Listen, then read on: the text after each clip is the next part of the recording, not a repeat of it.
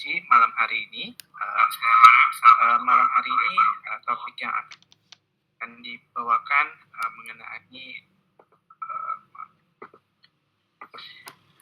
mengenai syirik dalam ketaatan yang akan dibawakan oleh Ustaz Sofyan Nur LC.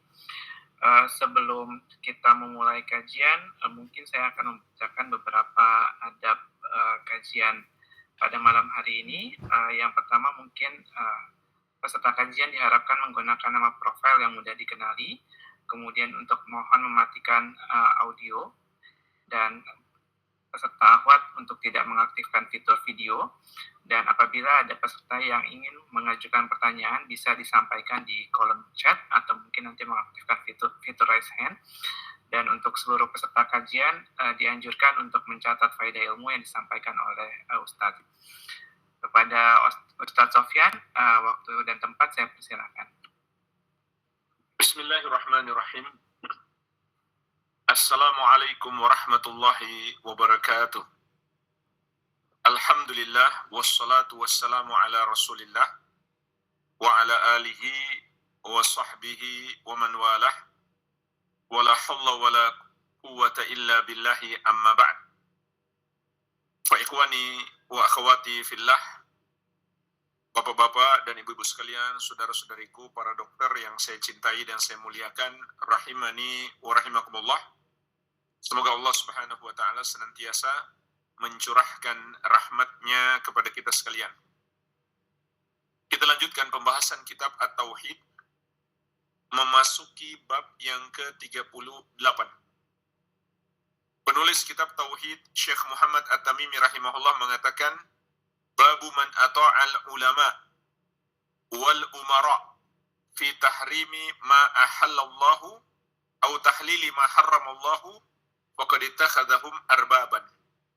Bab barang siapa yang menaati ulama dan umara dalam mengharamkan apa yang Allah halalkan atau menghalalkan apa yang Allah haramkan, maka dia telah menjadikan mereka sebagai Tuhan-Tuhan yang disembah selain Allah Subhanahu wa ta'ala. Jadi jemaah sekalian, bab ke-38 ini membahas tentang salah satu bentuk kesyirikan yang juga diistilahkan para ulama dengan syirkut ta'ah, syirik dalam ketaatan. Maksudnya adalah, sebagaimana dijelaskan oleh penulis, ketika seseorang menaati orang lain, sama saja orang lain itu ulama, umara, atau orang tuanya sendiri, atau gurunya, atau pemimpin organisasinya, siapa saja, dalam penghalalan apa yang Allah haramkan, atau pengharaman apa yang Allah halalkan, maka itu sama saja dia telah menyembah mereka. Dia telah menjadikan mereka sebagai Tuhan yang disembah selain Allah. Kenapa demikian? Karena yang berhak menghalalkan dan mengharamkan hanya Allah Subhanahu wa ta'ala. Ini bagian dari keimanan kita bahwa Allah adalah Rabb. Allah adalah Rabb berarti hanya Dia yang boleh menghalalkan atau mengharamkan. Makanya dalam banyak ayat Allah tegaskan, Rabb itulah yang menghalalkan atau mengharamkan. Di antaranya di surat Al-An'am ayat 151. Dan ayat ini pernah kita bahas di bab yang pertama dari kitab ini. Allah Subhanahu wa ta'ala mengatakan, Innama harrama rabbukum qul ta'alu atlu ma harrama rabbukum alaikum. Katakan wahai Muhammad, sampaikan kepada umatmu, kemarilah kalian, aku akan membacakan apa yang diharamkan oleh Rabbmu atas kamu. Maka di antara faidah yang bisa kita petik dari ayat ini, yaitu surat Al-An'am ayat 151, yang berhak mengharamkan sebagaimana yang berhak menghalalkan hanyalah Allah sebagai Rabb. Karena Dia yang menciptakan kita, yang menguasai kita, yang mengatur kita, maka hanya Dia yang berhak menghalalkan atau mengharamkan sesuatu atas kita. Oleh karena itu, barang siapa menghalalkan apa yang Allah haramkan atau mengharamkan apa yang Allah halalkan, berarti dia telah mempersekutukan Allah Subhanahu wa ta'ala. Nah, tetapi jamaah sekalian, kita harus bedakan antara menghalalkan yang haram dan melakukan yang haram. Ini dua hal yang berbeda. Menghalalkan yang haram itu adalah syirik. Contoh, seseorang mengikuti pemimpin organisasinya yang mengatakan bagi kita khamar itu halal. Padahal dia sudah tahu khamar itu haram. Tapi demi mengikuti pimpinan organisasinya atau pimpinan negaranya ataupun ulamanya, ustadznya, dia mengatakan khamar itu halal. Meskipun dia tidak minum khamar, maka dia telah menjadi musyrik. Dia sama saja telah menyembah orang yang mengajari dia bahwa khamar itu halal. Padahal dia sudah tahu itu haram. Terserah, apapun alasannya. Mungkin ada yang beralasan karena itu sesuai dengan kearifan lokal. Sebagaimana ada sebuah daerah di negeri kita, mereka anggap buat khamar, meminumnya itu kearifan lokal. Tapi alhamdulillah mereka bukan umumnya mereka bukan orang-orang muslim. Kalau orang-orang muslim yang melakukan itu, maka Islamnya batal. Dia bukan muslim lagi. Jadi, apapun alasannya, dia mengatakan ini sesuai dengan kearifan lokal. Khamar bagi kita halal. Atau dia mengatakan haramnya cuma di Arab. Di negeri kita nggak bisa. Kita nggak boleh mengatakan haram. Hukumnya halal. Maka berarti dia telah mempersekutukan Allah Subhanahu wa ta'ala dengan makhluk. Ketika dia menaati makhluk dalam pengharaman khamar. Meskipun dia nggak minum khamar. Meskipun dia tidak minum khamar tersebut. Kalau dia merubah keyakinannya, yang tadinya dia yakin khamar itu haram, lalu dia katakan sekarang sudah halal, maka dia menjadi musyrik. Sedangkan yang kedua, orang yang minum khamar, dalam keadaan dia masih yakin khamar itu haram, maka dia disebut pelaku dosa besar atau orang fasik, tidak menjadi musyrik. Maka bedakan dua hal ini. Bedakan dua hal ini. Jadi, yang syirik adalah mengharamkan yang halal. Menghalalkan yang haram atau mengharamkan yang halal. Menghalalkan yang haram, contoh mengatakan khamar itu halal.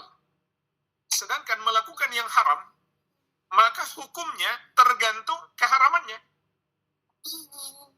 Kalau keharamannya adalah dosa besar, maka menjadi dosa besar. Kalau dosa kecil, maka dosa kecil. Kalau dosa syirik, maka syirik. Jadi tergantung perbuatan haram yang dia lakukan. Jadi kita harus bedakan dua hal ini. Antara menghalalkan yang haram atau melakukan yang haram. Ini dua hal yang berbeda. Jadi yang kita bahas di sini adalah menghalalkan yang haram demi menaati seseorang, siapapun orang itu. Maka itu adalah syirik yang diistilahkan dengan syirku at-ta'ah, syirik dalam ketaatan. Bisa juga diistilahkan dengan syirku fit tahlil wa tahrim, syirik dalam penghalalan dan pengharaman.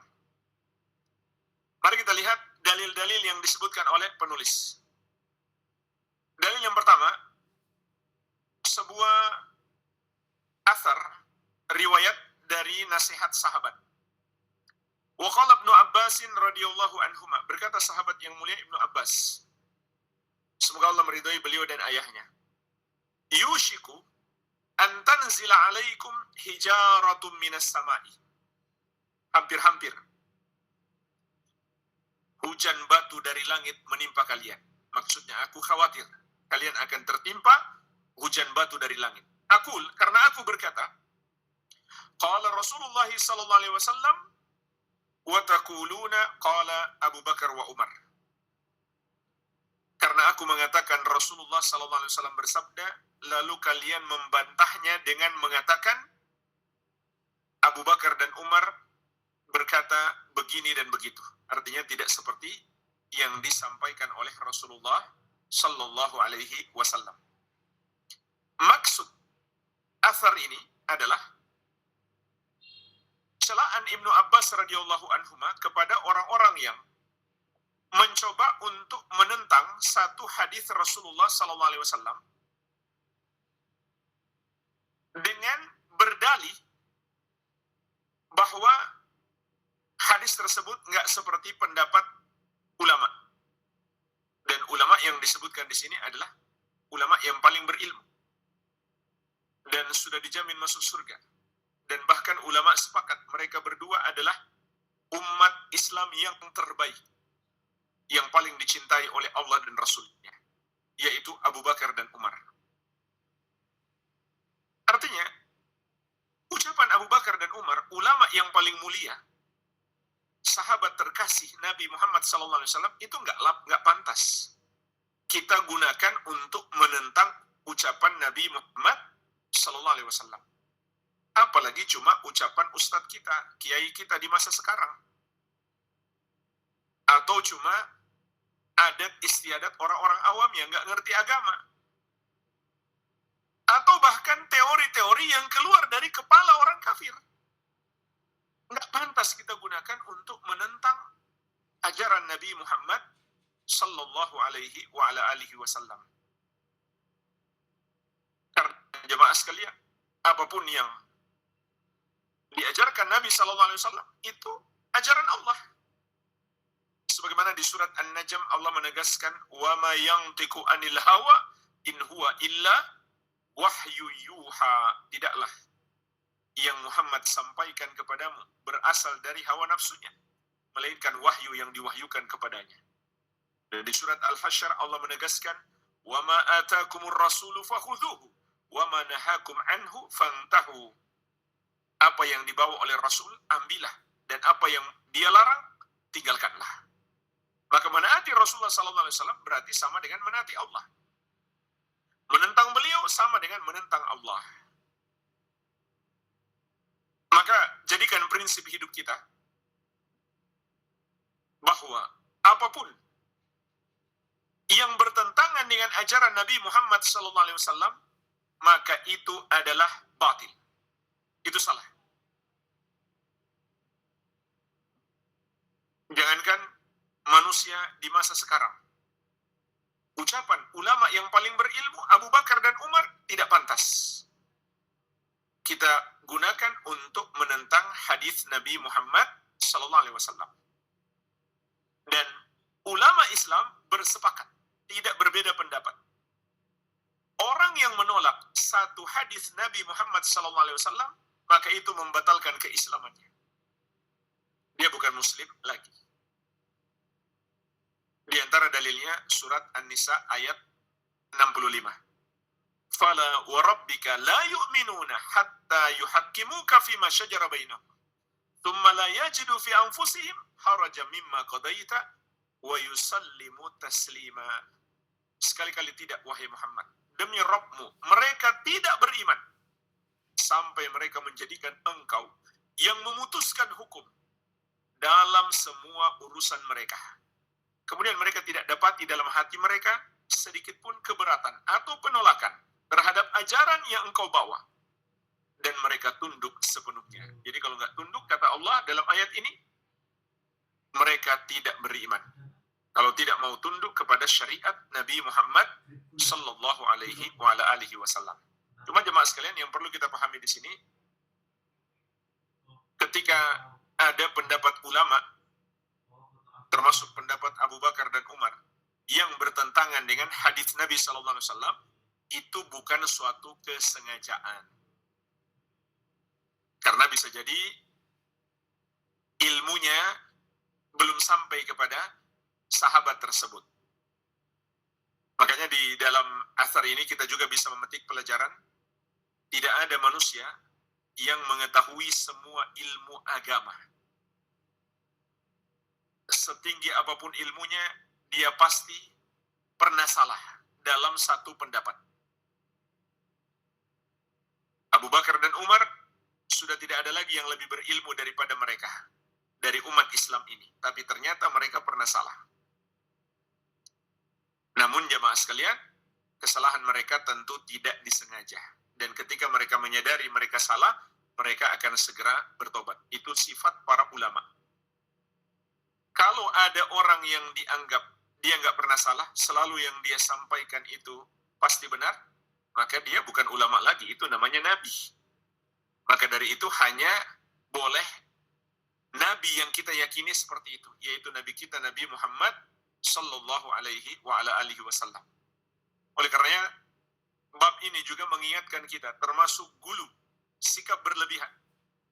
Kalau kita menganggap si fulan itu ulama besar, wali Allah, sehingga pendapatnya nggak mungkin salah. Ini gulu. Siapa yang lebih berilmu daripada Abu Bakar dan Umar setelah Nabi Muhammad SAW? Faktanya mereka pernah salah. Apalagi cuma orang yang kita anggap wali di masa sekarang, yang belum tentu wali beneran juga. Kalau para sahabat itu sudah jelas mereka wali beneran, ternyata mereka pernah salah. Jadi bukan syarat seseorang itu menjadi wali bahwa dia nggak pernah salah. Dia bisa benar, bisa salah. Kalau salah, jangan dibenarkan. Ini diantara pintu kesesatan yang sangat dahsyat. Kalau mereka anggap wali, seakan-akan semua yang dia bilang pasti benar. Biarpun nggak masuk akal. Semua yang dia ceritakan mereka percaya. Maka mereka pun terjerumus dalam kesyirikan. Ini pelajaran penting. Tidak ada yang maksum kecuali para nabi dan rasul alaihi wassalatu wassalam. Kita masuk ke dalil yang kedua. Sebuah penjelasan dari Imam Ahmad terkait surat An-Nur ayat ke-63. Imam Ahmad rahimahullah berkata, "Ajibtu liqaumin araful isnad wa sihhatahu." Aku heran kepada satu kaum yang mengerti sanad dan kesohihannya. Artinya dia tahu hadis itu sahih. Yadhabuna ila ra'i Sufyan. Tapi bersamaan dengan itu, mereka masih mengikuti pendapatnya Sufyan yang bertentangan dengan hadis itu. Sufyan yang dimaksud adalah imam besar Sufyan Ats-Tsauri rahimahullahu ta'ala. Jadi Imam Ahmad merasa heran terhadap sekelompok orang di masa dahulu. Dia sudah tahu dalam satu permasalahan Imam Sufyan Ats-Tsauri tidak sesuai dengan hadis Nabi SAW, tapi dia tinggalkan hadis Nabi dan dia ikuti pendapat Sufyan Ats-Tsauri. Dicela oleh Imam Ahmad. Sekali lagi jemaah sekalian, saya ingatkan, ulama ahli sunnah seperti Imam Sufyan Ats-Tsauri ketika mereka salah menyelisih suatu hadis bukan karena kesengajaan. Oleh karena itu para ulama ini ketika diingatkan pendapat Anda tidak sesuai hadis Nabi SAW, maka mereka akan segera meninggalkan pendapat itu dan langsung mengikuti hadis Nabi SAW. Itu sifat para ulama ahli sunnah. Jadi beliau mencela.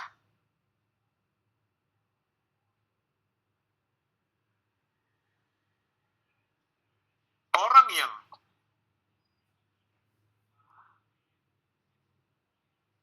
masih mengikuti pendapat ulama, padahal dia mengetahui pendapat ulama tersebut tidak sesuai hadis Nabi SAW. Kemudian beliau mengingatkan, Wallahu ta'ala yaqul, padahal Allah subhanahu wa ta'ala berfirman,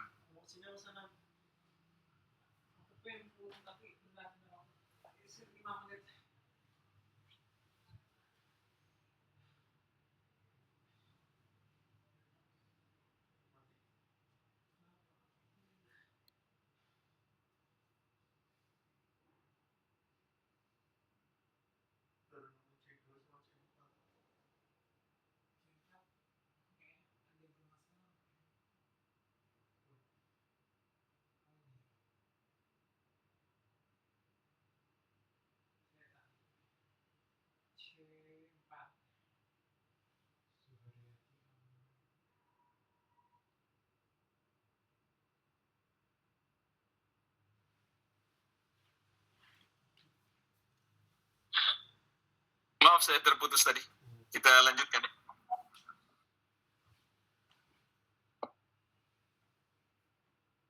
Kata Imam Ahmad rahimahullah, aku heran mereka masih mengikuti Sufyan Ats-Tsauri dalam pendapat beliau yang tidak sesuai dengan hadis Nabi sallallahu alaihi wasallam.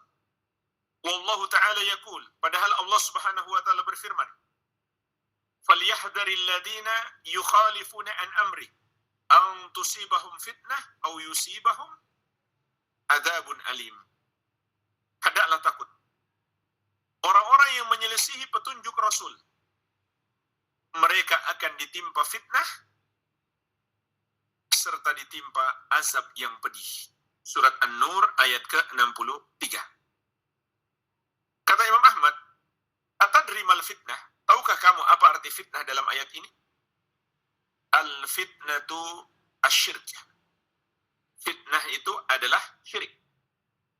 La'allahu idza radda ba'da qawlihi ay yaqa'a fi qalbihi syai'un min az-zayg fayahlik.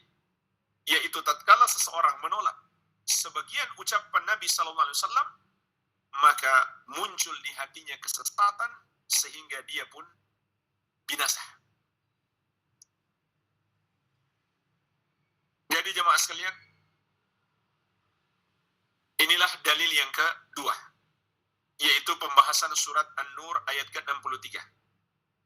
Dalam ayat ini Allah menjelaskan kepada kita dua hukuman yang Allah akan timpakan kepada orang yang menyelisihi petunjuk Nabi Muhammad sallallahu alaihi wasallam. Yang pertama adalah mereka akan tertimpa fitnah. Kata Imam Ahmad rahimahullah, fitnah di sini maknanya adalah syirik.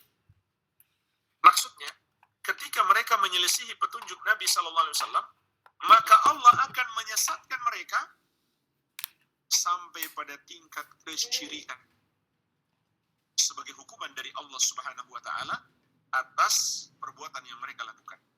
Ini yang perlu kita takutkan.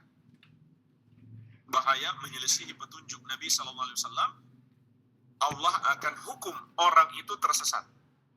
Dan kebalikannya, meneladani beliau adalah pintu hidayah. Sebagaimana dalam surat An-Nur ayat ke-54. Wa in tuti'uhu tahtadu. Apabila kalian menaati Rasul, maka kalian akan mendapatkan hidayah. Azab yang kedua adalah azab yang akan menimpa fisik. Azab yang pedih bagi siapa yang menyelisihi jalan Rasulullah sallallahu alaihi wa ala alihi wasallam. Jadi jemaah sekalian, dalil yang kedua ini sama persis dengan dalil yang sebelumnya, mengingatkan kita bahwa satu-satunya pedoman hidup kita adalah ajaran Nabi Muhammad sallallahu alaihi wa ala alihi wasallam. Semua yang bertentangan dengannya tidak boleh kita ikuti. Kalau kita tidak ingin menyesal kelak di hari kiamat. Allah mengabarkan kepada kita, orang-orang yang menyesal kelak di hari kiamat karena tidak mengamalkan satu ajaran, hanyalah ajaran Nabi Muhammad sallallahu alaihi wasallam. Sebagaimana di surat Al-Furqan ayat ke-27. Wa yauma ya'addu dzalimu ala yadayhi yaqulu ya laitani ittakhadtu ma'ar rasuli sabila. Ingatlah hari ketika orang yang zalim itu menggigit kedua tangannya karena saking menyesalnya. Seraya berkata, aduhai, andai dulu aku mengikuti jalan Rasul. Jadi nggak ada yang menyesal karena tidak mewariskan budaya nenek moyangnya, adat istiadat bangsanya, tradisi yang sudah diwariskan turun-temurun, atau teori yang berasal dari timur maupun barat. Terserah, apapun itu. Tidak ada yang menyesal karena tidak melakukannya. Yang disesali hanya satu, ajaran Nabi Muhammad sallallahu alaihi wasallam. Sebagaimana di surat Al-Qasas, Allah mengabarkan kepada kita satu-satunya ajaran yang Allah akan tanyakan kepada kita, kamu amalkan atau tidak? Hanyalah ajaran Nabi Muhammad sallallahu alaihi wasallam. Sebagaimana firman-Nya, wa yauma yunadihim fayaqul Mada ajabtumul mursalin? Ingatlah hari ketika Allah memanggil mereka seraya berkata, apa sikap kalian terhadap ajaran Rasul? Kalian amalkan atau tidak? Jadi Allah akan mintai pertanggungjawaban kepada kita. Maka jadikan prinsip hidup kita, apapun yang tidak sesuai ajaran Nabi Muhammad SAW, maka itu salah. Itu pasti tidak benar. Kita masuk dalil yang terakhir dalam bab ini, dan ini adalah dalil utama dalam memahami syirku ta'ah, syirik dalam ketaatan. Dari sahabat yang mulia Adi bin Hatim radhiyallahu anhu. Perlu kita pahami dulu latar belakang Adi bin Hatim. Beliau adalah sahabat Nabi SAW yang dulunya beragama Nasrani. Dan ayahnya Hatim At-Ta'i adalah seorang Nasrani Arab yang sangat terkenal. Kenapa? Karena sangat dermawan. Suka sekali berbuat baik. Semua orang tahu. Makanya ketika Adi bin Hatim masuk Islam, beliau bertanya bagaimana nasib ayahnya. Karena dia suka berbuat baik, namun sampai mati nggak masuk Islam. Maka Nabi SAW menegaskan tempatnya di neraka. Perbuatan baiknya sudah Allah balas di dunia. Tidak disia-siakan oleh Allah. Karena dia kafir, maka di akhirat kelak sudah tidak ada lagi balasan untuknya. Sudah diselesaikan di dunia. Di akhirat terhapus amalan mereka. Nah, di sini beliau menceritakan di antara kisah beliau bersama Nabi SAW yang ada kaitan dengan agama terdahulu, agamanya terdahulu, agama Nasrani. Annahu sami'an Nabiy sallallahu alaihi wasallam yaqra' hadhihi al-ayah. Bahwasanya beliau mendengar Nabi sallallahu alaihi wasallam membaca surat At-Taubah ayat ke-31. Ittakhadhu ahbarahum wa ruhbanahum arbabam min dunillah. Mereka, yaitu orang-orang Yahudi, menjadikan ulama mereka dan orang-orang Nasrani menjadikan ahli ibadah dan pendeta mereka sebagai Tuhan-Tuhan yang mereka sembah selain Allah. Faqultu lahu, maka aku bertanya kepada Nabi SAW, inna lasna na'buduhum. Ya Rasulullah, kami kan enggak menyembah pendeta. Kenapa ayat mengatakan kami menyembah pendeta? Ketika Nabi SAW mengingatkan, kalian jangan menyembah Yesus, itu beliau tidak pertanyakan lagi. Nah, yang beliau pertanyakan, kenapa ayat mengatakan umat Nasrani menyembah pendeta? Qala, maka Nabi SAW menjawab, Alaysa yuharrimuna ma ahallallahu fatuharrimuna. Bukankah para pendeta kalian mengharamkan apa yang Allah halalkan, kalian pun ikut mengharamkan? Wa yuhilluna ma harramallahu fatuhilluna. Dan mereka menghalalkan apa yang Allah haramkan, kalian pun ikut menghalalkan. Mungkin sebagai contoh jemaah sekalian, babi Allah haramkan, tapi kata pendeta halal, mereka pun menghalalkannya. Fakultu balah. Maka kata Adi bin Hatim, aku jawab, betul ya Rasulullah. Memang seperti itu. Pokoknya kalau sudah kata pendeta, itu yang kami ikuti. Nggak peduli. Allah bilang haram, kalau pendeta bilang halal, pendeta yang kami ikuti. Qala, maka Nabi SAW mengatakan, fatilka ibadatuhum. Itulah yang dimaksud menyembah mereka. Yaitu menaati mereka dalam menghalalkan apa yang Allah haramkan atau mengharamkan apa yang Allah halalkan. Rawahu Ahmad wa Tirmidzi wa hasanahu. Diriwayatkan oleh Imam Ahmad, At-Tirmidzi, dan beliau menghasankannya. Jadi jemaah sekalian, ini ayat yang paling jelas dan tegas menerangkan kepada kita bahwa menghalalkan yang haram atau sebaliknya mengharamkan yang halal adalah syirik. Karena menaati makhluk dalam hal tersebut, kata Nabi SAW, sama dengan menyembah makhluk itu. Hal ini dikabarkan kepada umat Islam agar umat Islam ada dua hal penting jamaah sekalian yang perlu kita pahami. Kenapa ayat berbicara tentang Yahudi dan Nasrani kok diturunkan kepada umat Islam?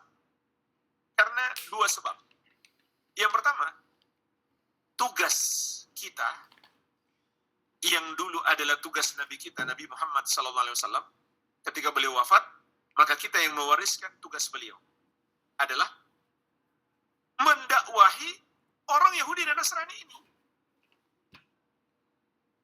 Maka sekarang jemaah sekalian, Nabi SAW sudah wafat. Siapa yang mau menyampaikan kepada mereka? Termasuk hal penting, karena kebetulan sekarang mendekati perayaan Natal umat Nasrani, termasuk misi utama diutusnya Nabi Muhammad SAW adalah mendakwahi umat Nasrani untuk tidak berkata Allah memiliki anak atau Isa pantas disembah. Ini diantara misi utama diutusnya Nabi SAW. Sebagaimana Allah tegaskan di surat Al-Kahfi ayat keempat. Wa yunziral ladina qalu takhadallahu walada. Dan Muhammad itu diutus untuk mengingatkan orang-orang yang berkata Allah memiliki anak. Maka jemaah sekalian, siapa yang mau menyampaikan dakwah ini kepada umat Nasrani? Dulu tugas Nabi SAW. Sekarang beliau sudah wafat. Tidak lain, ini tugas kita. Sebagaimana pernah kita bahas di bab yang ke-7. Bab yang kelima. Tentang kewajiban berdakwah. Dalam penjelasan surat Yusuf ayat 108. Qul hadhihi sabili ad'u ilallahi ala basiratin ana wa man ittaba'ani. Katakan wahai Muhammad, inilah jalanku, yaitu aku mengajak kepada Allah, mengajak manusia beriman kepadanya berdasarkan ilmu. Ana wa man ittaba'ani, aku dan orang-orang yang mengikuti aku juga berdakwah mengajak manusia kepada Allah berdasarkan ilmu. Maka pengikut Nabi SAW seharusnya melanjutkan tugas beliau. Apa hakikat perayaan Natal? Perayaan Natal itu hakikatnya dua dalam ajaran Islam. Yang pertama, karena mereka meyakini Allah itu punya anak.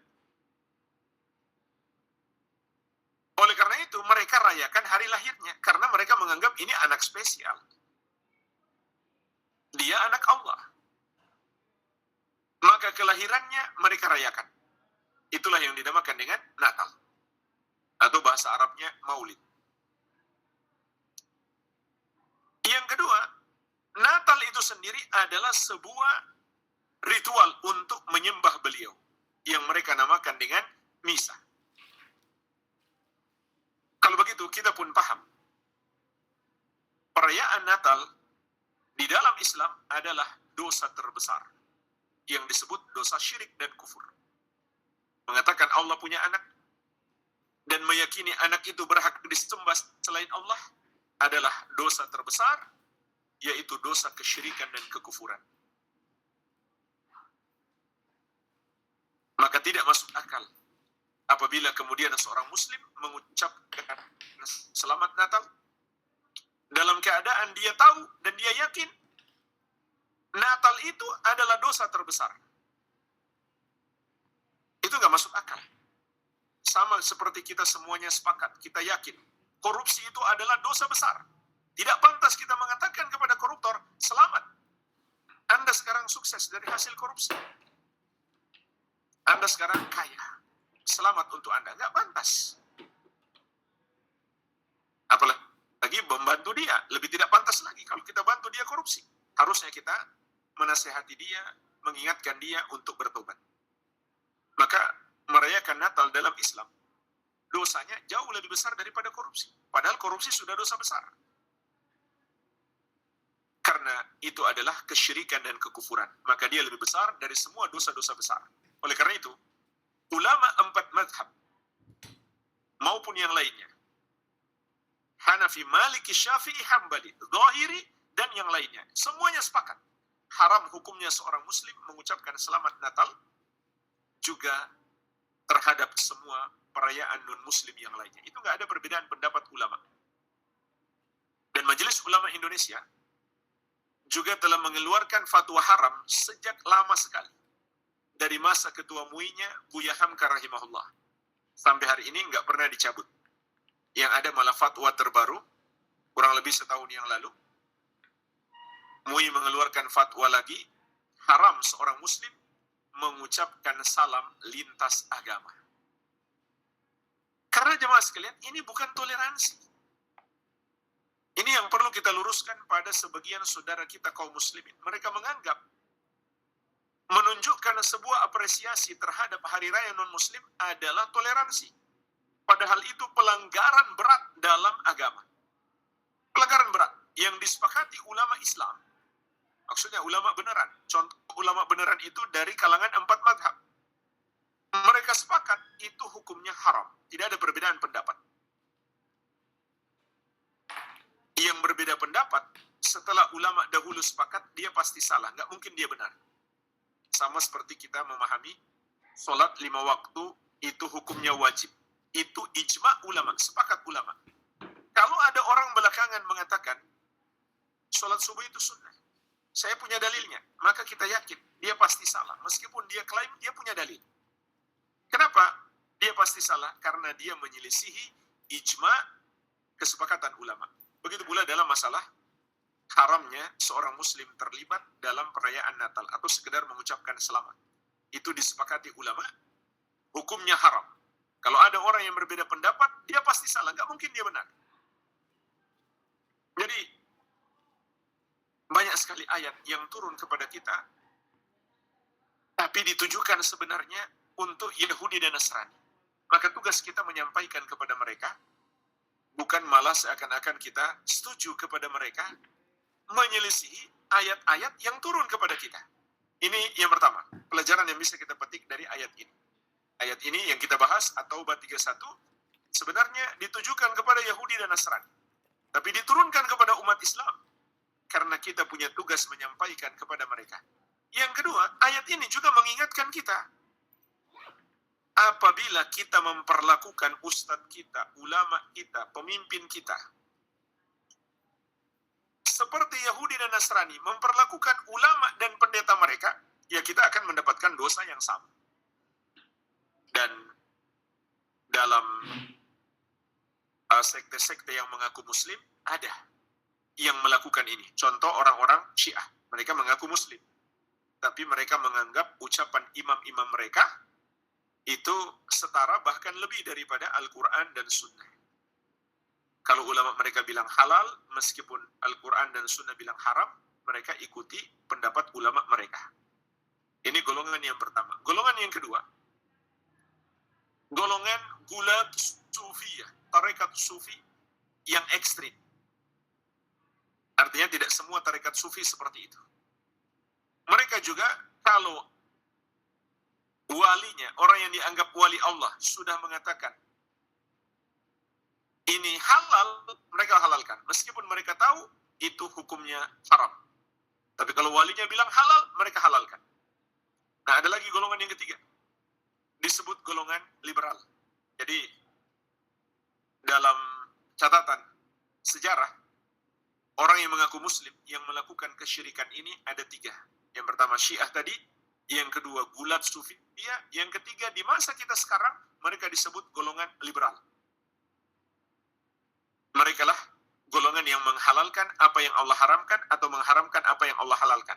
Contoh, beberapa tahun yang lalu sampai ada seorang dosen di Universitas Islam Negeri di UIN.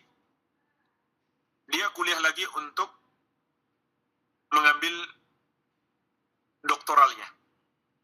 Maka dia pun membuat disertasinya. Yang kesimpulannya, ada jenis zina yang halal. Subhanallah. Ya mungkin jemaah pernah dengar ya beberapa tahun yang lalu. Yang nggak masuk akal itu adalah kok bisa diloloskan oleh para dosen pengujinya. Para pengujinya adalah para profesor doktor, tapi memang sepemikiran dengan dia dari kalangan kaum liberal. Jadi zina yang halal itu menurut mereka adalah kalau sama-sama suka. Jadi mereka kiaskan dengan bolehnya seorang tuan menggauli budaknya. Jadi mereka anggap wanita merdeka seperti budak. Subhanallah. Ini satu contoh saja. Ada pula yang menghalalkan LGBT. Dan bahkan di negeri kita mereka sempat menyusun draft untuk diusulkan sebagai undang-undang negara agar dihalalkan pernikahan sejenis. Maka ini contoh kesyirikan yang dilakukan oleh orang yang mengaku muslim, dan ini membatalkan keislaman mereka.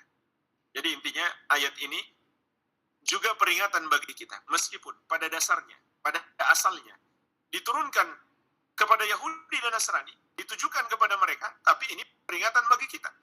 Kalau kita perlakukan ustadz kita, guru kita seperti orang Yahudi dan Nasrani, memperlakukan ulama dan pendeta mereka, maka hukumnya sama. Hukumnya sama. Wallahu a'lam. Ini yang bisa kita bahas, semoga bermanfaat. Mungkin ada pertanyaan, saya kembalikan kepada moderator. Silakan Pak. Barakallahu fikum. Jazakallahu khairan katsiran Ustaz atas kajian yang sudah diberikan. Mungkin bagi jamaah kajian apabila ada yang ingin ditanyakan bisa menuliskan di kolom chat atau aktifkan fitur raise hand. Izin Ustaz, ini sudah ada pertanyaan yang masuk. Assalamualaikum Ustaz. Mungkin satu pertanyaan. Bila ada perbedaan pendapat antar dua ulama, maka pendapat mana yang akan kita ambil Ustaz?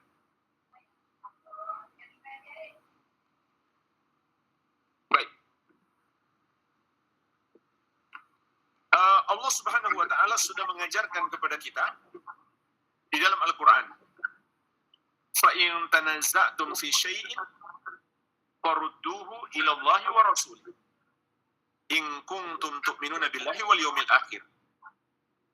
Apabila kalian berselisih pendapat dalam satu permasalahan, maka kembalikanlah kepada Allah dan Rasul-Nya.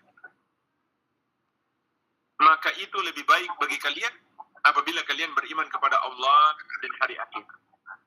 Jadi ini petunjuk dari Allah. Kalau kita berbeda pendapat, kalau kita melihat ulama berbeda pendapat, maka kita kembalikan kepada Allah dan Rasul-Nya. Artinya kita pelajari mana yang lebih sesuai dalil Al-Quran dan Sunnah. Tentu, perbedaan pendapat di kalangan ulama,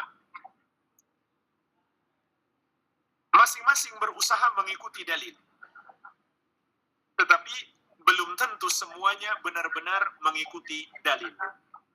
Maka kita harus pelajari mana yang benar-benar mengikuti dalil, itulah yang benar. Nah, sebagai satu contoh, misalkan ada sebuah hadis yang oleh ulama A dijadikan sebagai dalil. Sedangkan ulama B tidak menganggap itu sebagai dalil. Kenapa? Karena setelah diteliti, ternyata hadisnya dhaif, tidak sahih. Hadisnya dhaif, tidak sahih. Maka berarti pendapat yang berdasarkan hadis yang dhaif itu nggak perlu diikuti. Kalau kita tahu ada hadis yang sahih yang dipegang oleh ulama yang lainnya, maka itulah yang diikuti. Atau sebagian ulama mengatakan ini hukumnya haram karena ada dalilnya. Tapi sebagian lagi mengatakan tidak haram karena dalilnya tidak sahih. Maka kita pelajari. Kalau ternyata kita dapati hadisnya sahih, berarti pendapat pertama yang benar. Contoh, masalah hukum nyanyian dan musik. Masalah hukum bermain musik. Dan kalau kita pelajari, ulama 4 mazhab itu sepakat. Musik itu haram. Jadi ini diantara permasalahan yang langka. Yang ulama 4 mazhab sampai sepakat. Salah satunya adalah musik. Karena kalau kita kita pelajari pendapat ulama 4 mazhab ini dalam banyak masalah mereka beda pendapat. Tapi soal musik mereka sepakat, hukumnya haram. Karena dalilnya sangat banyak. Cuma ada pendapat yang kedua. Itu pendapatnya Imam Ibnu Hazm rahimahullahu ta'ala. Seorang ulama juga. Beliau mengatakan musik itu tidak haram. Karena kata beliau hadisnya tidak sahih. Maka kalau kita teliti hadisnya itu banyak. Memang ada yang tidak sahih, tapi banyak juga yang sahih. Maka jelaslah yang harus kita ikuti pendapat ulama yang mengikuti hadis sahih. Yang menganggap hadisnya dhaif itu tidak tepat. Nah, kalau diteliti hadisnya banyak, bahkan adalah dalam riwayat Al-Bukhari. Contoh, Nabi SAW mengatakan, la yakunanna aqwamun min ummati yastahilluna al-hirra wal harira wal khamra wal ma'azib. Akan ada segolongan dari umatku yang menghalalkan 4 yang haram, yaitu khamar, zina, sutra bagi laki-laki, dan al-ma'azib, alat-alat musik. Jadi ini contoh. Yang ada dalilnya itu yang kita ikuti. Berarti harus ada usaha memang. Kita mempelajari mana dalilnya yang lebih kuat, mana yang lebih sesuai dalil. Dan yang lebih penting daripada itu adalah berdoa. Memohon kepada Allah, minta ditunjukkan mana pendapat yang lebih kuat. Itu jangan kita lupakan. Demikian, wallahu a'lam. Jazakallahu khairan Ustaz. Mungkin ada satu pertanyaan lagi Ustaz. Assalamualaikum Ustaz. Bila ada terapi secara medis sudah terbukti secara empiris, tapi bertentangan dengan hadis sahih, bagaimana kita menyikapi hal ini? Apakah ini bisa dianggap sebagai unsur sehingga boleh tetap dikerjakan Ustaz? Saya minta tolong disusul dengan contoh, tapi sambil saya jawab. Kalau ada contohnya. Tapi saya jawab terlebih dahulu. Oke, misalnya apabila silakan Pak. Ya, Ustaz, misalnya mungkin ada terapi medis yang menggunakan bahan-bahan yang haram Ustaz, misalnya dari apakah memang ini bisa tetap kita kerjakan Ustaz? Baik. Jadi pada dasarnya berobat dengan yang haram bisa saja sembuh. Tetapi tetap dilarang karena nasnya jelas. Rasulullah SAW pernah bersabda, ibadallah tadawaw, fa inna allaha ma anzala da'an illa wada'a lahu shifa. Sesungguhnya Allah tidaklah menurunkan penyakit kecuali wahai hamba-hamba Allah, berobatlah kalian. Karena sesungguhnya Allah tidaklah menurunkan penyakit kecuali Allah turunkan juga obatnya. Wala tadawaw biharamin. Namun kata beliau, jangan berobat dengan yang haram. Jangan berobat dengan yang haram. Oleh karena itu, di masa Nabi SAW ada orang yang mau berobat dengan khamar, beliau larang. Begitu pula, ada orang yang mau menjadikan sebagai obat. Mohon dimatikan dulu kali. Baik, saya lanjutkan ya. Jadi ada hadis, seorang dokter di masa Nabi SAW bertanya tentang katak boleh nggak dijadikan obat. Maka Nabi SAW melarang membunuh katak. Berarti nggak boleh. Itu haram dijadikan sebagai obat. Jadi ini hukum asalnya. Nggak boleh kita berobat dengan yang haram meskipun terbukti bisa menyembuhkan. Cuma jemaah sekalian, ada permasalahan yang kedua. Jika zat yang haram itu sudah berubah bentuk menjadi zat lain, maka di sini ulama berbeda pendapat. Boleh nggak dijadikan obat? Mayoritas ulama menyatakan boleh. Contoh saja khamar. Kalau misalkan khamar itu sudah berubah menjadi menjadi zat lain. Sehingga dia tidak lagi memabukkan. Karena definisi khamar itu adalah setiap yang memabukkan. Kalau dia sudah tidak memabukkan, maka dia sudah bukan khamar. Meskipun tadinya dia memabukkan. Tapi tatkala dia sudah tidak memabukkan, berarti dia sudah berubah menjadi zat lain. Termasuk juga bagian-bagian dari babi. Pada dasarnya haram. Tapi seandainya zatnya berubah menjadi zat lain, ada proses yang diistilahkan para ulama dengan istihalah, perubahan bentuk zat, sehingga dia bukan lagi babi, bukan disebut lagi sebagai bagian dari babi. Maka saat itu kebanyakan ulama berpendapat menjadi boleh. Hanya saja ulama juga mengingatkan, tidaklah pantas seorang dokter atau apoteker muslim yang melakukan prosesnya, proses perubahan itu. Karena Nabi SAW juga pernah ditanya, ya Rasulullah, boleh nggak khamar ini kita jadikan cuka? Maka beliau melarang. Jadi kita nggak boleh terlibat dalam proses pembuatan sesuatu yang haram menjadi zat lain. Tapi seandainya sudah terjadi, bukan kita yang lakukan,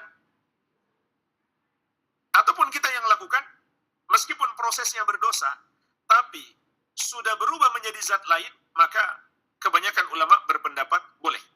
Karena ada sebuah kaidah mengatakan, al-hukmu yaduru ma'a illatihi wujudan wa adaman.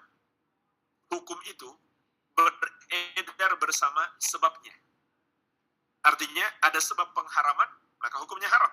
Kalau sebab pengharaman sudah tidak ada, maka tidak lagi dihukumi haram. Barangkali itu dasarnya pemerintah Arab Saudi juga membolehkan sejumlah vaksin yang katanya mengandung babi. Tetapi ketika dia sudah berubah menjadi vaksin, maka sudah tidak ada unsur-unsur zat babi sedikit pun padanya. Jadi dia sudah berubah menjadi zat lain. Kalau itu benar, maka ini diantara penjelasan ilmiahnya dari kalangan para ulama. Demikian, wallahu a'lam. Jazakallahu khairan Ustaz. Mungkin tadi menyambung pertanyaan yang sebelumnya. Sekarang sebenarnya banyak terapi musik ya Ustaz untuk gangguan kognitif terutama pada pasien-pasien saraf. Apakah juga ini bertentangan dan bisa kita lakukan Ustaz? Jawabannya ya bertentangan Pak. Tidak bisa kita lakukan. Padahal kita punya yang jauh lebih baik daripada itu, yaitu Al-Quran. Wa nunazzilu minal Qur'an ma huwa shifaa'u wa rahmatul lil mu'minin. Kami turunkan Al-Quran itu sebagai obat dan menjadi rahmat bagi orang-orang yang beriman. Pertanyaannya, boleh nggak non-muslim kita bacakan Quran untuk mengobatinya? Jawabannya boleh. Ada seorang kepala suku, orang musyrik, disengat oleh kalajengking. Bayangkan sakitnya itu. Maka seorang sahabat membacakan, meruqyah dia dengan Al-Fatihah. Dibacakan Al-Fatihah, kemudian dia tiup. Seketika itu juga sembuh. Dan seakan-akan dia nggak pernah sakit sebelumnya. Jadi, subhanallah, sungguh aneh. Ada yang lebih berkah, lebih bagus Al-Quran, lalu kita meninggalkannya, lalu beralih kepada musik. Al-Quran, bacakan dia Al-Quran. Perdengarkan dia Al-Quran.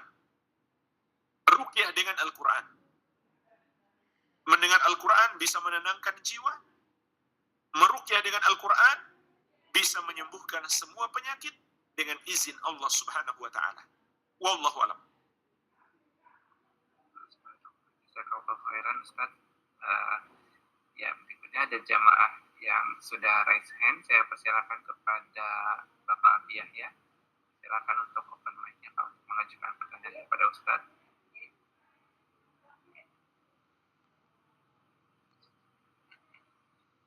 Assalamualaikum warahmatullahi wabarakatuh. Waalaikumsalam warahmatullahi wabarakatuh.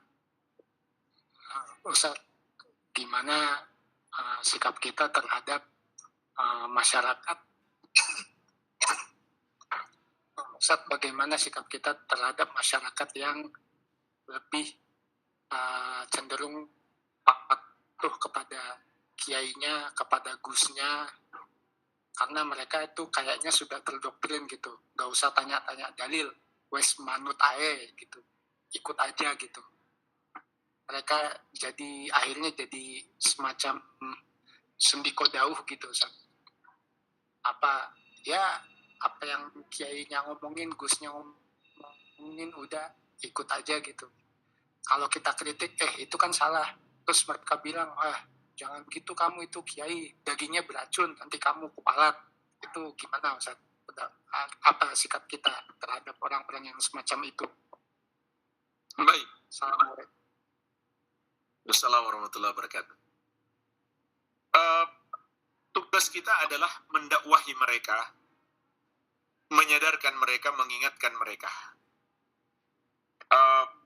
Sikap seperti itu lebih parah lagi ditunjukkan oleh orang-orang musyrik Quraisy dahulu. Mereka juga menuruti apa kata para pembesarnya dan menolak dakwah Nabi Muhammad sallallahu alaihi wasallam. Maka Nabi sallallahu alaihi wasallam terus mendakwahi mereka, menyadarkan mereka. Dan kita harus ingat, tugas kita sekedar menyampaikan. Soal mereka terima atau tidak, itu bukan urusan kita, itu urusan Allah. Jadi nggak usah khawatir, saya dakwah percuma mereka nggak mau nerima, karena mereka sudah terlanjur fanatik terhadap seorang kiai. Itu bukan urusan kita, yang penting kita sampaikan. Dan tentu kita juga berusaha menyampaikan seilmiah mungkin, agar mereka dapat memahami dengan baik. Begitu pula dengan bahasa-bahasa yang mudah bagi mereka. Jadi tugas kita adalah berdakwah, menyampaikan. Kalau diterima alhamdulillah, kalau tidak, tugas kita hanyalah menyampaikan. Kita tetap dapat pahala, meskipun mereka tidak terima. Yang kedua, ada juga cara yang lain, yaitu selamatkan anak-anak mudanya. Anak-anak mereka, yang biasanya anak-anak muda itu lebih mudah dinasihati. Karena belum terlalu fanatik seperti generasi sebelumnya. Ditambah lagi anak-anak muda yang sekolah, cerdas, lebih mudah untuk dipahamkan. Jadi, jangan sampai pemahaman seperti itu masih diwariskan lagi kepada generasi berikutnya. Maka kita harus lebih gencar lagi mendakwahi anak-anak muda ini. Ada lagi yang lebih bagus. Kalau kita punya kemampuan ilmiah, dakwahi kiainya. Kalau kiainya sadar, maka itu berarti akan membuat mereka juga ikut kepada kiai tersebut. Dan ini terjadi. Seorang kiai di Madura, namanya Pak Kiai Sinwani. Dan beliau pun sebetulnya dapat hidayah itu sendiri, beliau mencari karena membaca. Jadi saya pernah diundang untuk ngisi kajian di pondok pesantren beliau di Madura. Hari itu dihadiri murid beliau sebanyak 10.000 orang. Subhanallah, luar biasa. Jadi banyaknya murid-muridnya itu memang langsung ikut semuanya.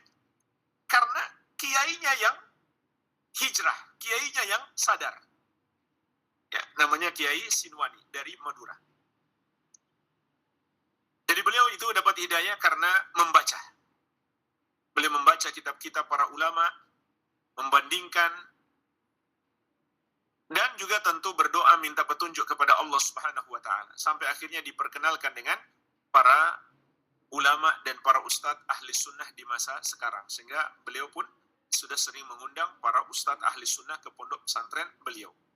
Jadi itu hampir tidak terdengar ada muridnya yang kemudian misalkan menentang kiainya. Tidak. Memang betul tradisi sebagian masyarakat, ya, terutama Madura itu memang betul-betul nurut sama kiainya. Sehingga semua muridnya itu ikutan berhijrah mengikuti sunnah Nabi SAW dan meninggalkan kebiasaan-kebiasaan yang lama yang bertentangan dengan sunnah.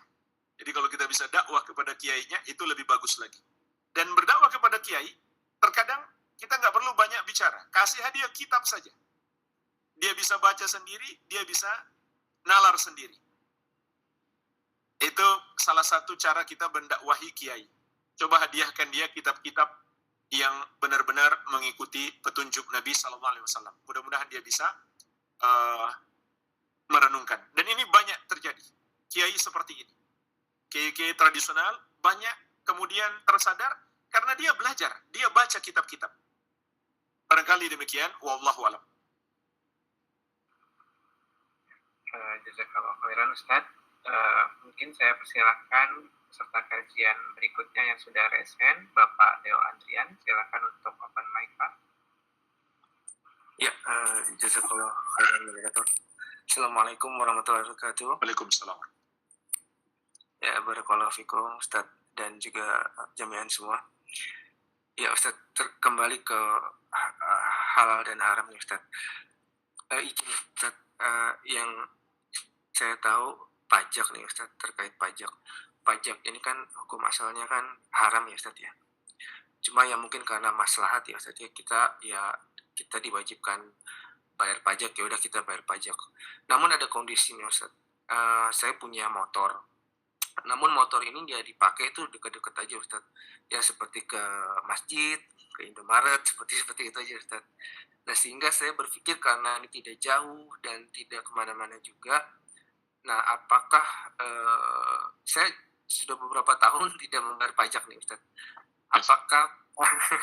Apakah tindakan saya ini dibenarkan atau tidak nih Ustaz? Mohon pencerahannya Ustaz. Baik. Di antara fatwa Syekh Shalih Al-Fauzan hafizahullah ta'ala terkait dengan pajak di masa modern, kata beliau, pajak itu perlu diperinci. Pajak itu ada dua macam. Kalau tidak kembali kepada kemaslahatan masyarakat, maka itu hukumnya haram. Tetapi yang kedua, seandainya memang itu benar-benar kembali kepada kemaslahatan masyarakat, kebutuhan masyarakat sendiri seperti pembangunan jalan dan lain-lain, maka ini dibolehkan. Dan ini makul akal, terutama di negara-negara miskin. Dari mana mereka mau bangun jalan yang bagus, termasuk kebutuhan-kebutuhan yang lainnya, seperti membayar polisi, tentara, dan itu kebutuhan vital bagi suatu negara, bagi suatu masyarakat. Harus ada tentaranya, harus ada polisinya. Kalau nggak ada, kacau negara tersebut. Jadi kalau kembali kepada hal-hal tersebut, maka itu masuk akal untuk dibolehkan. Nah, sehingga kesimpulannya kita khawatir jangan sampai ketika kita tidak membayar pajak, maka kita dalam kategori menyelisihi pemerintah dalam hal yang tidak bertentangan dengan syariat. Kalau misalkan pajak itu benar-benar digunakan untuk kemaslahatan masyarakat, maka sebagian ulama berpendapat itu tidak bertentangan dengan syariat. Jadi lebih baik amannya bayar saja pajaknya. Yang penting juga niat kita. Andai kemudian pajak kita digelapkan, ya kita nggak berdosa. Bukan dosa kita. Yang penting niat kita untuk kemaslahatan bersama. Pajak ini kita bayar untuk kemaslahatan bersama. Kalau seandainya ada oknum-oknum yang menggelapkan uang pajak, ya maka kita tidak berdosa. Barangkali demikian, wallahu alam. Jazakallah khairan Ustaz. Ya ini ada pertanyaan lagi dari chat. Assalamualaikum Ustaz. Bagaimana hukumnya seorang muslim yang datang ke atasan yang wafat, tapi atasan tersebut non-muslim? Apakah kehadiran ini merupakan suatu kesyirikan dalam ketaatan Ustaz? Jawabannya bisa saja dia terjerumus dalam syirik. Karena dalam prosesi jenazah orang musyrik itu hampir tidak bisa lepas dari kesyirikan. Misalkan pendetanya hadir,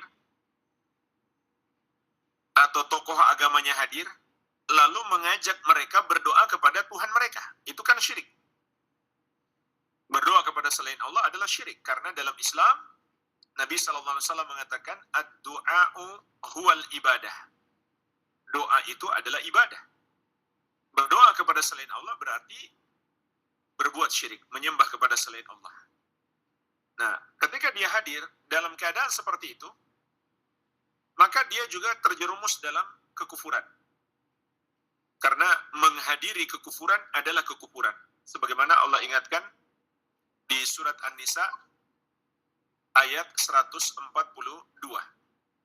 Wa qad nazzala 'alaikum fil kitabi an idza sami'tum ayati llahi yukfaru biha wa yustahza'u biha fala taq'udu ma'ahum hatta taqudu fi haditsin ghairi innakum idzam mithluhum.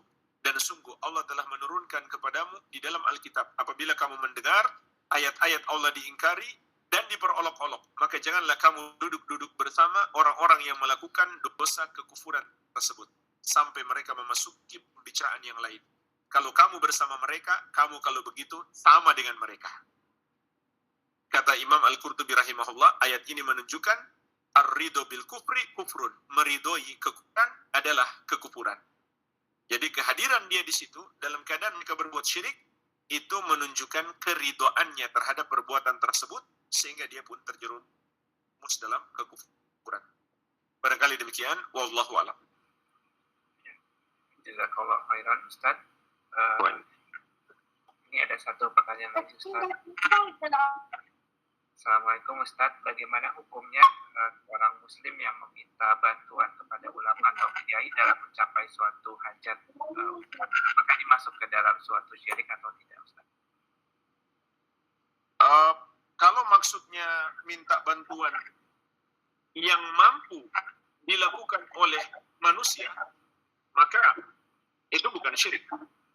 Jadi meminta kepada makhluk menjadi syirik apabila pada makhluk itu tidak terpenuhi satu dari 3 syarat. Yang pertama, orang yang masih hidup meminta kepada orang yang sudah mati adalah syirik, karena berarti meyakini seakan-akan dia maha mendengar dan maha mampu mengabulkan. Syarat yang kedua, orangnya hadir. Hadir itu maksudnya kita bisa berkomunikasi wajar, bukan entah dia ada di mana lalu kita bermunajat kepadanya dengan sepelan, seakan-akan dia maha mendengar seperti Allah. Maka itu menjadi syirik. Syarat yang ketiga, apa yang dia minta tersebut bukan sesuatu yang hanya mampu dikabulkan oleh Allah. Kalau dia minta kepada makhluk sesuatu yang hanya mampu dikabulkan oleh Allah, maka menjadi syirik. Contoh, dia minta dikaruniakan seorang anak. Siapa yang bisa mengabulkannya? Hanya Allah. Dia minta disembuhkan dari penyakit. Siapa yang bisa mengabulkannya? Hanya Allah. Dalam doa Nabi SAW, Anta syafi la shifa'a illa shifa'uka. Ya Allah, Engkau Allah asy-syafi yang maha menyembuhkan. Tidak ada kesembuhan kecuali kesembuhan darimu. Dan itu tidak sama dengan berobat ke dokter. Ini minta, bermohon dikasih kesembuhan. Maka itu tidak boleh kecuali ditujukan kepada Allah yang satu saja. Jadi, meminta kepada makhluk sesuatu yang mampu dilakukan oleh makhluk, maka itu bukan syirik. Nah, para sahabat sering minta tolong kepada Nabi Muhammad SAW. Termasuk mereka pernah minta tolong untuk menangani seorang munafik. Karena ketika itu Nabi SAW adalah penguasa kota Madinah. Sehingga mereka minta tolong kepada beliau untuk melawan orang-orang munafik yang menyakiti mereka. Jadi, tergantung apa yang dia minta. Bukannya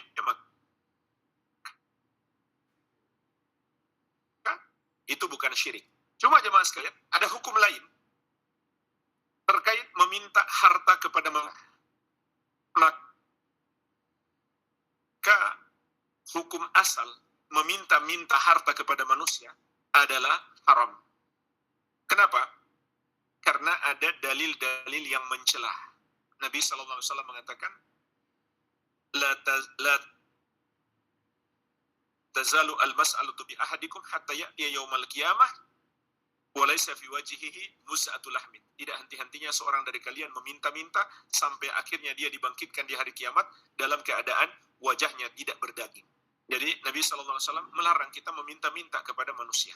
Meskipun tidak syirik, tapi nggak boleh meminta harta orang, kecuali yang wajib memberi kepada kita. Misalkan istri minta kepada suami, atau anak minta kepada orang tua, termasuk juga masyarakat minta kepada penguasa, itu boleh. Tapi kalau ke teman, atau kepada orang yang malah kita nggak kenal, maka itu pada dasarnya tidak boleh. Cuma itu tidak sampai tingkat syirik. Wallahu a'lam. Jazakallah khairan Ustaz. Ya mungkin semua sudah terjawab ya Ustaz untuk pertanyaan-pertanyaan yang masuk ke dalam chat ataupun tadi yang sudah raise hand, dan sampai saat ini juga tidak ada pertanyaan. Mungkin dari Ustadz ada kata-kata penutup Ustadz untuk kajian malam ini Ustadz. Baik. Sebagai penutup, saya ingin mengingatkan kunci kita bisa istiqamah sampai kita berpisah dengan hidup ini adalah hidayah dari Allah Subhanahu wa Ta'ala. Oleh karena itu, kita harus lebih bersungguh-sungguh lagi dalam berdoa, memohon hidayah. Terutama di masa-masa terjadinya berbagai macam kemaksiatan yang dianggap biasa. Bahkan kesyirikan dan kekufuran, tapi dianggap hal biasa. Bahkan dianggap itu toleransi, itu hal yang bagus. Maka kita perlu hidayah dari Allah. Oleh karena itu bersungguh-sungguhlah dalam berdoa, memohon hidayah. Di antara doa yang paling sering dibaca Nabi SAW adalah Allahumma ya muqallibal qulub, tsabbit qalbi ala dinik. Ya Allah yang membolak-balikan hati, kuatkan hatiku di atas agamamu. Kalau Nabi SAW saja merasa perlu sering membaca doa ini, tentu kita yang lebih perlu. Maka sering-seringlah kita memohon hidayah dan memohon istiqamah kepada Allah Subhanahu wa Ta'ala. Semoga bermanfaat. Lebih dan kurangnya saya mohon maaf. Wabillahi taufik. Subhanakallahumma wa bihamdik. Asyhadu an la ilaha illa anta. Astaghfiruka wa atubu ilaik. Sallallahu ala nabiyina Muhammadin wa alihi wasallam. Walhamdulillahi rabbil alamin. Wassalamualaikum warahmatullahi wabarakatuh. Waalaikumsalam warahmatullahi wabarakatuh. Ya, jazakallah khairan Ustaz. Semoga kajian ini membawa manfaat untuk kita semua. Terima kasih banyak Ustaz. Subhanallah wa bihamdi, asyhadu an la ilaha illa anta, astaghfiruka wa atubu ilaik. Assalamualaikum warahmatullahi wabarakatuh. Waalaikumsalam warahmatullahi wabarakatuh. Assalamualaikum warahmatullahi wabarakatuh.